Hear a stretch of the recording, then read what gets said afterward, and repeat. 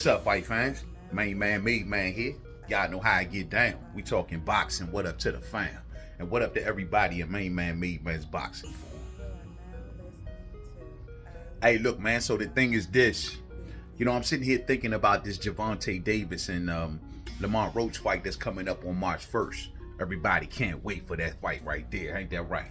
Most importantly, fight fans, I also can't wait for the co-main event with my main man, Gary Antoine Russell, taking on Rayo Valenzuela.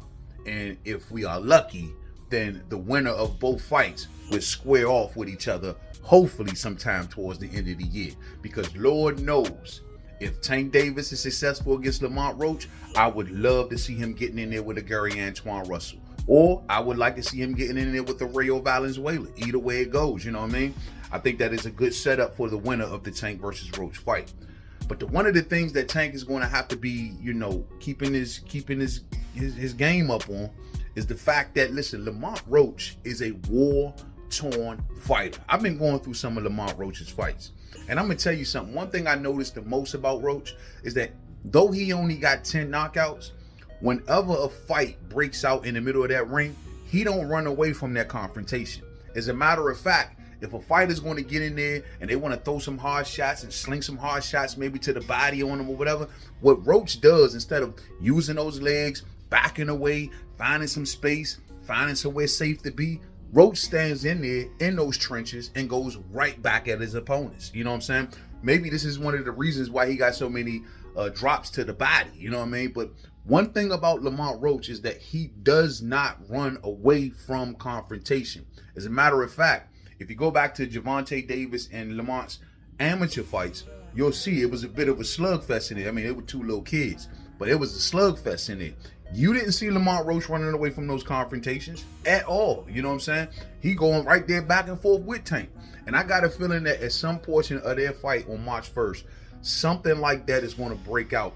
And see, Gervonta Davis is going to be surprised that, damn, this dude's standing right here with me. He ain't doing like Leo Santa Cruz, who was looking for a safe space. He ain't doing like Frank Martin, who was, starting to move and look for safe spaces. No, he's going to be right there catching and shooting, and pulling them right back on Tank. The question is, who can go the longest? Now, we know that Gervonta Davis got that good old knockout power, right? You can't buy that in the stores, fight fans. One-shot power, man. Every fighter wants it. You feel me? And that's all cool, and that's something that Lamont definitely has to look out for. You getting into a back and forth slugfest with Tank, though Lamont may have the heart and even the finesse to a certain degree to kind of deal with that kind of fight.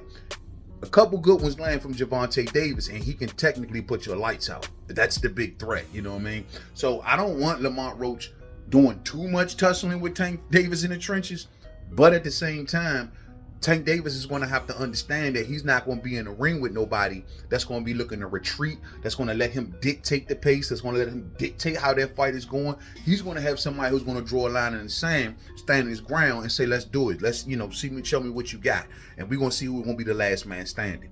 I don't see Lamont running away from that fight. How can that play out with Tank? My thing is with Tank is, I think he got a lot of similar things that Canelo Alvarez has going.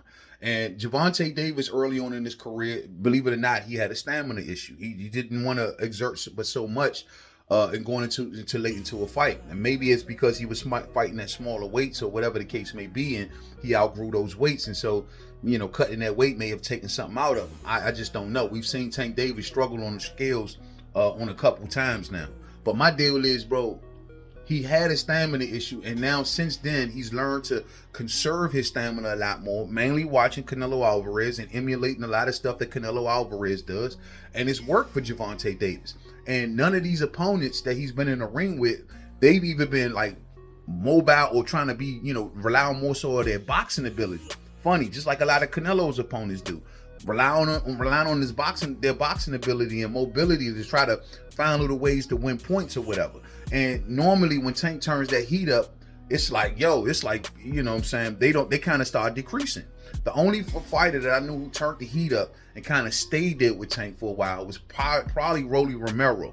And Rolly ended up running into a shot that put his lights out. But for those early rounds, Rolly was fighting high-powered, high-level, just a lot of just going back and forth. Like, he just didn't take his feet off the gas on Tank Davis. You know what I'm saying? But most of Tank's opponents normally start to decrease once they feel Tank's power. And I don't think that we're going to have that situation with Lamont Roach. Not to mention, Lamont Roach is not going to want to be embarrassed in front of the whole city by seeing himself running away from Gervonta Tank Davis. You feel me? And so I think that we're going to eventually have a fight break out in this fight. The question is, who is going to be the last man standing? Is Lamont going to be able to slip and dip enough of those punches on the inside and give off enough hurting to make Tank not want to come in there no more? Or is one good shot going to land from Gervonta Davis and put Lamont Roach's lights out? Riddle me that, fight fans. Either way you go, I just think that we're going to have these type of exciting moments, and to know that Tank Davis is not in there with somebody that's going to back away from those moments and going to oblige him on those moments makes it for a very, very interesting fight for his fight fans. So let's see how this all goes, bro. Cannot wait for this fight. March 1st going down. You know what I'm saying? Once again, hopefully the winner of this fight takes on the winner of Gary Antoine Russell and Rayo. And I got no complaints, fight fans. All day. To the next video, fam. Get up with me real soon, man. To the next video. Peace out.